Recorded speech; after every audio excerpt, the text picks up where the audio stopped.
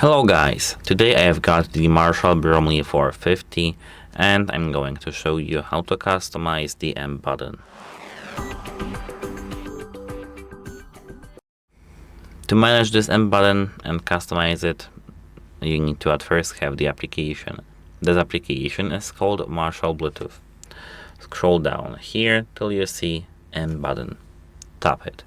And here we've got two actions actually, and the third one is do nothing. The first one is Troposcope, and the second one is low volume mode. Push the M button to toggle low volume mode on or off. When in low volume mode, the M button LED is lit and the output level is lowered by 30 decibels. And of course, do nothing is here also. That's it. Goodbye.